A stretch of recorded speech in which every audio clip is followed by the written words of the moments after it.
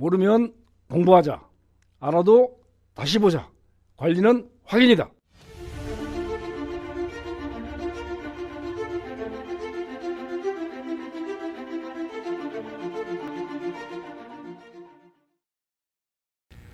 자, 장기수선 충당금의 성질 네 번째는 이렇습니다. 장기수선 충당금은 목적 사업이 있는 돈이고 그다음에 특별회계라고 얘기했으니까 이런 것들을 쓸 때는 엄격하게 됩니다. 절차가.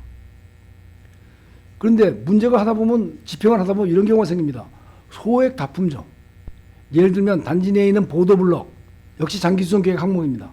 자, 보도블럭 10장을 바꾸는데 그 비용이 얼마 들죠? 한 장에 기껏해야 200원에서 300원 정도 듭니다. 그러면 3만 원입니다. 10장이면. 그런데 이것도 장기수선 충당금 써야 되느냐? 그렇습니다. 그런데 이 소액 납품점인 경우에는 어떻게 할 거냐라는 문제가 생기죠. 그래서 이것을 장기수선 계획의 총론에 적시하고 추후에 장기수선 충당금 사용 계획서를 일괄해서 의결을 받아놔야 됩니다. 다시 말해서 이런 것들이죠. 쉽게 얘기하면 금년에 보도블럭 최소한도 200장은 쓸 것 같습니다. 라고 얘기하면 장기수선 계획 사용 계획서를 만들어서 200장을 한꺼번에 사놓는 겁니다. 그리고 소모품 지출 대장처럼 정리를 해서 수리를 하는 거죠. 그 다음에 이제 아까 적립액이 부족하다 해서 하거나 또 이제 그래서 금융 비용을 추가해서 할부 공사를 하거나 이런 것들은 분할 계약 지급 공사 같은 것들은 장기수선 계획의 성질에 맞지 않고 그 다음에 실제로 감가상각을 일으킨 사람들이 비용을 부담해야 된다는 원칙에도 맞지 않는 겁니다. 그래서 이런 경우에 그 입주자들의 동의가 있든 없든 과태료 처분을 한 사례가 있습니다. 또 왜 강행 규정이 되느냐?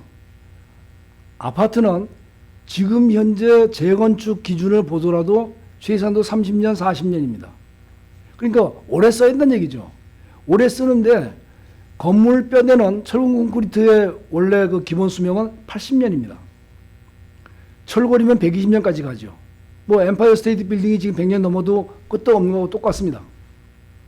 그러나 그 안에 있는 실질적으로 혈관의 역할을 하는 배관이라든지 승강기라든지 이런 부분들은 그렇지 않다는 거죠. 그래서 그런 부분들을 장기수선 계획 항목에 포함시켜서 최소한 30년 계획을 잡으면은 배관은 2번 교체해야 됩니다. 아니 처음에 만들어 놓고 중간에 한번 교체해야 만 30년이면은 그때 가서는 재건축을 하게 되는 그런 구조로 되어 있습니다. 승강기도 마찬가지로 15년을 주기로 하니까 처음에 신설해서 15년 지나면 승강기 바꾸고 그 다음에 그것을 또 교체해야 되는 15년이 돼서 30년째가 되면 그때는 재건축 단계에 들어간다. 이런 것들이 장기수선 충당금을 사용하는 기본 원칙이고 성질이다라는 것을 알려두셔야 됩니다.